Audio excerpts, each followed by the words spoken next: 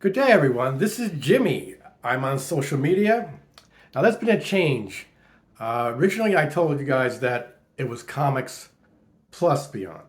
In consultation with a friend of mine today, he thought that comics and beyond sounded a little more flowing, if you will, a little easier to remember as well.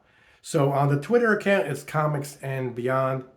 My YouTube channel, which I humbly ask for you guys to subscribe to. It's comics and beyond.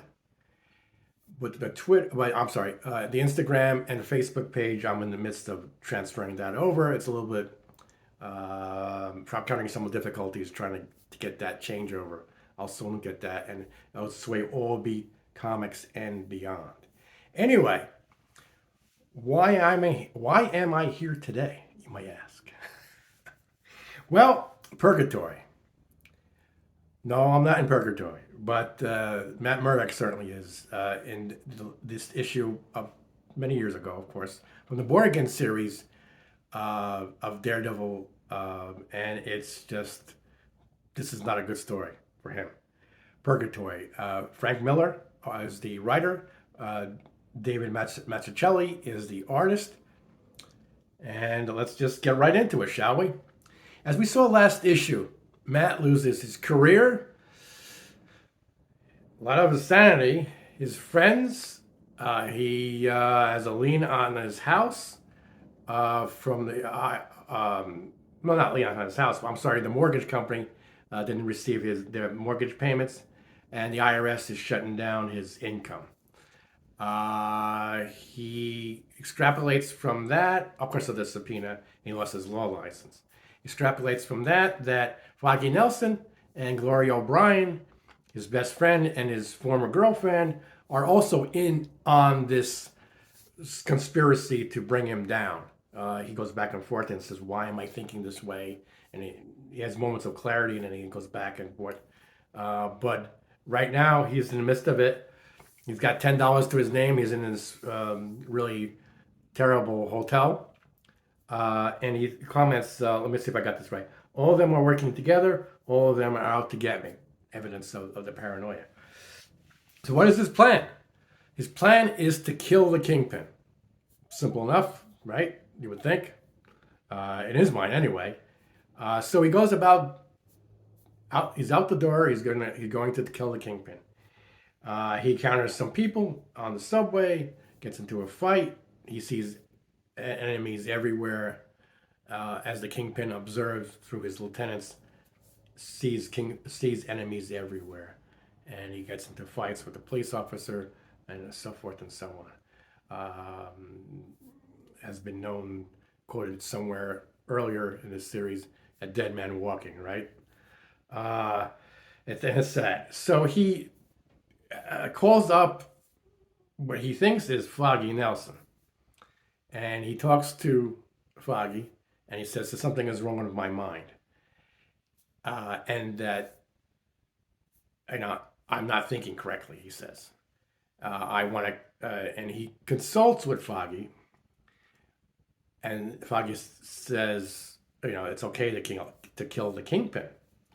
In reality, he's talking to the operator, a recording. Back in the day, this is before cell phones. So, they had they had the phones on, telephone booths and all that good stuff back in the day. Anyway, so he goes out and he tries to kill the Kingpin. The Kingpin shows him into his office. Actually, the secretary does. And then he goes and tries to kill him. Unfortunately for him, Kingpin knocks him out.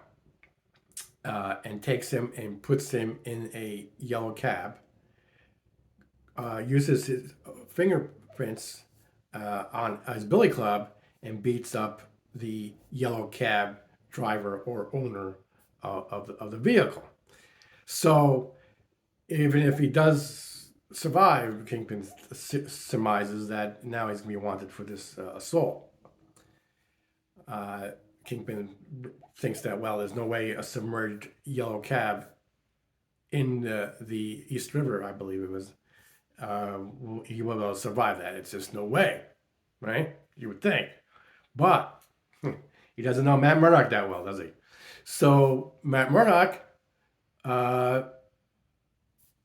well, Kingpin has reports later on from his lieutenants again, and he says he finds out that there's no corpse. There is no corpse. There's no body. How is that possible? When the body was unconscious, when Matt Murdock was unconscious, bound to the car, and there's no way he could have escaped that way, but he did. And that's the end of this issue. It's right to the point, as you can see. Things go from worse to very bad for Murdoch. He has nothing. No, and but the only thing is he survives, and that's based on, in my view, his upbringing through his father, Jack Murdoch, where he says to him many times never to give up, and make something of yourself, and etc., etc. So that's it for today, my friends. And I will be continuing this series. Obviously, 229 would be next. Of course, I have to go through the process of uploading this video and all that. But I'm going to try to do a weekly video presentation. When I'm done with this specific series, I will see what I can do regarding possibly previews. That's something, and maybe a video review of books. I don't know yet, but those are my plans for any kind of video presentation for the future. Have a great week. Have a great weekend, and I'll be talking to you soon, guys. Hang in there, and keep on collecting. Bye-bye.